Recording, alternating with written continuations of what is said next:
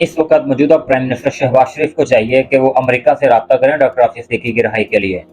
اس کی رہائی کے لیے کوئی اسباب پیدا کیے جانے چاہیے کہ اس نے بڑا ایک لمبی عمر اپنی امریکی قید میں گزار دی اور بے گناہ قید میں ان کی گزاری ہے.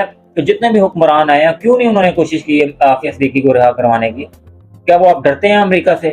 وہ گستاخ رسول چوڑی کے ساتھ سارا کفر اکٹھا ہو گیا، آپ اپنی بیٹی کے لیے اکٹھے نہیں ہو سکتے؟ ڈاکٹر عافیہ صدیقی کے لیے قوم کی بیٹی ہے، پاکستانی قوم کی بیٹی ہے.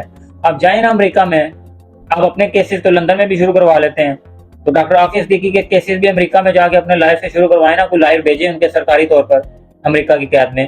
اس کی بہن فوزیہ صدیقی ایک باقاعدہ کمپین چلا رہی ہے اپنی بہن کے لیے، اپنی بہن کی رہائی کے لیے. ایک 20 سال کے عرصے کے بعد فوزیہ صدیقی کو ملنے کی اجازت دی گئی عافیہ صدیقی سے، اور لیکن ایک شیشے کی دیوار تھی اس کے درمیان بھی. جب وہ دونوں بہنیں ملی تو شیشے کی دیوار تھی، ایک طرف ایک بہن تھی، دوسری طرف دوسری بہن. کے آپ سوچ سکتے ہیں کہ 20 سال بعد ایک عورت اپنی بہن سے ملے جیل میں، اور وہ بھی ایک دشمن ملک کی جیل ہو، تو کیا وہ گلے بھی نہیں لگا سکتی؟ اس طرح کے امریکہ کے انسانی حقوق ہیں. آج امریکہ کو یاد آ گیا پاکستان میں کہ جو پی ٹی آئی کی ورکر ہیں خواتین، ان کے ساتھ ظلم و تشدد کیا جا رہا ہے پاکستان کی جیل میں. ادھر ہیومن رائٹس کے لوگ آ جاتے ہیں پاکستان میں امریکہ کی طرف سے. ان کو اپنے ملک میں تو پتہ نہیں ہے کہ ہم پاکستان کی بیٹی عافیہ صدیقی کے ساتھ کیا کر رہے ہیں. 20 سال کے بعد جب اسے ملنے دیا گیا تو اس کو اپنے بچوں کی تصویریں دیکھنے کی اجازت نہیں تھی، یہاں تک کہ اپنی ماں کی تصویریں دیکھنے کی اجازت نہیں دی گئی اسے.